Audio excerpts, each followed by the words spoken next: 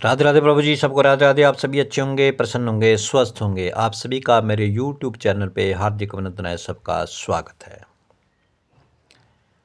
आज का प्रसंग बहुत ही सुंदर प्रसंग है, जहाँ प्रभु श्री कृष्ण जो थे वो अपने भक्त के लिए, अपने भक्त का राज्य बचाने के लिए अकेले ही सेना से लड़ गए। यही इस कथा का प्रसंग है। कहते हैं कि एक राजा थे जयमल, जिनका नाम था जयमल। वे बड़े कृष्ण भक्त थे। दिन के पहले 4 घंटे वे पूजा में व्यतीत करते थे। उनका आदेश था, कितनी भी गंभीर बात क्यों न हो, पूजा के बीच में अगर किसी ने आकर किसी प्रकार की सूचना दी तो उसको मृत्यु दंड दे दिया जाएगा।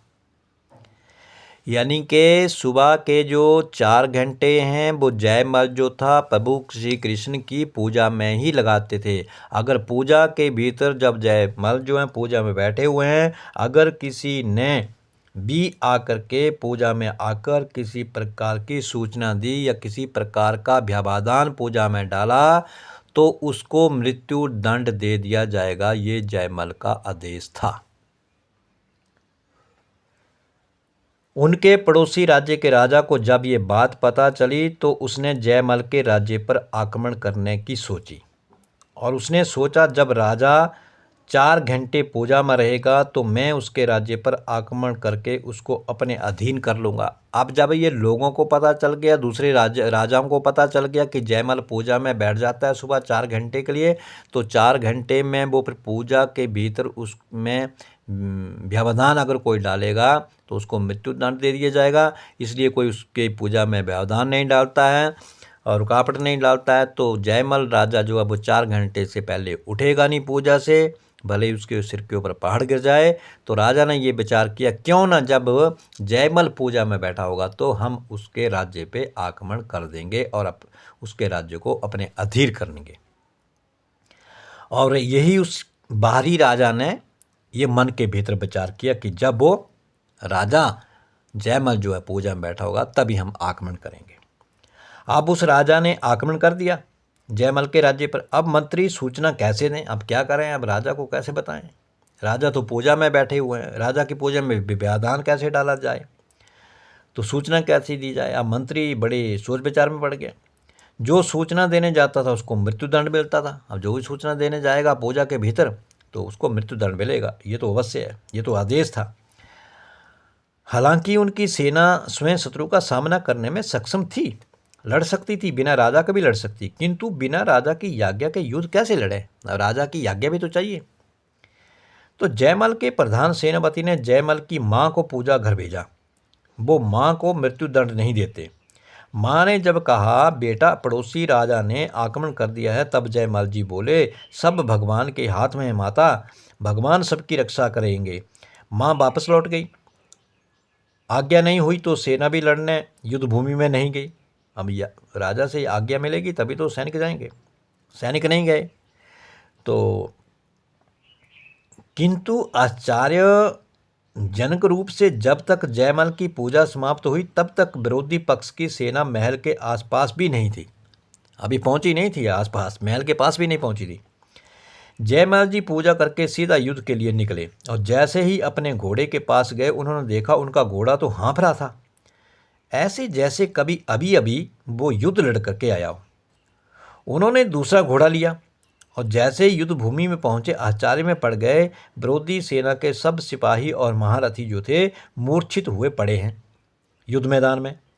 केवल राजा चैतन्य था, राजा को होश थी, वो भी गिरा पड़ा था नीचे।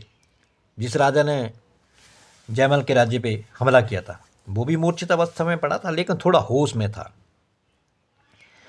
केवल राजा चैतन्य था, वो घायल अवस्था में था। जयमल जी ने के पूछने पर बताया कि उनकी तरफ से एक नीला सिपाही आया था। उसने अकेले न सिर्फ सबको बाणों से घायल किया अपितु अपने नयनों से भी घायल कर दिया। मुझे उस नीले सिपाही के दर्शन फिर से करने हैं। जयमल जी समझ गए कि नीला सिपाही कोई और नहीं बल्कि स्वयं श्री कृष्ण थे। उन्होंने उस राजा को अभयदान दिया, वापस लौट करके अपने घोड़े की आरती उतारी, क्योंकि उसको न सिर्फ श्री कृष्ण के दर्शन हुए बल्कि श्री कृष्ण का स्पर्श भी मिला था। तो देखो, भगवान श्री कृष्ण अपने भक्त के लिए कुछ भी करने के लिए तैयार हैं, कुछ भी करने के लिए तैयार हैं। वो जयमल के राज्य को बचाने के लिए जयमल के घोड़े के ऊपर बैठ कर के भगवान श्री कृष्ण उस बाहरी राजा से लड़ने के लिए गए। पूरी सेना को उन्होंने अधमरा कर दिया, मूर्छित कर दिया, उस राजा को घायल कर दिया। तो भगवान हमारी आपकी रक्षा, हमारी आपकी सहायता करने ना जाने किस रूप में आ जाएं, कैसे आ जाएं, कब आ जाएं, ये किसी को पता नहीं है। इसलिए हमेशा अपने प्रभु पे, अपने इष्ट पे, अपने कृष्णा पे हमेशा विश्वास रखिए, उनके ऊपर भरोसा रखिए। वो किसी भी रूप में आ सकते हैं। वो कोई साक्षात चतुर्भुज रूप में नहीं आएंगे, हाथ में शंख चक्र गदा लेकर के नहीं आएंगे।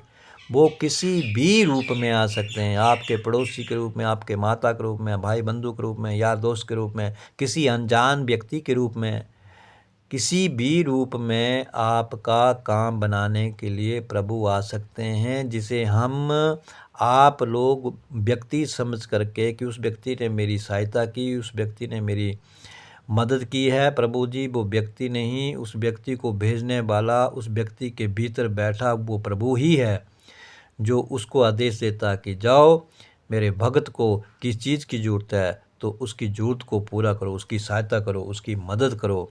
वो केवल प्रभु ही भेजते हैं और प्रभु के रूप में ही वो व्यक्ति आता है। जिस तरह उस राजा से वो कृष्ण भगवान लड़े, क्योंकि मेरा भक्त जो है वो मेरी पूजा में बैठा हुआ है, वो 4 घंटे से पहले उठेगा नहीं। इससे पहले कि उसके राज्य को दूसरा राजा को छीन ले, तो खुद भगवान श्री कृष्ण उनसे लड़ने के लिए चले गए। देखो ये है हमारे भगवान, ये हैं हमारे प्रभु। बस केवल छोड़ दो उनके ऊपर, सब कुछ छोड़ दो, छोड़ दो, छोड़ दो, सब कुछ उसके ऊपर छोड़ दो। वो अपने आप संभालेगा, वो सब कुछ अपने आप देखेगा। ये आज का प्रसंग आपको कैसा लगा? छोटा सा था लेकिन बहुत बड़ी शिक्षा देने वाला है। तो अवश्य इस मेरे प्रसंग को आप लाइक करें और मेरे चैनल को सब्सक्राइब करें। सबको राधे राधे।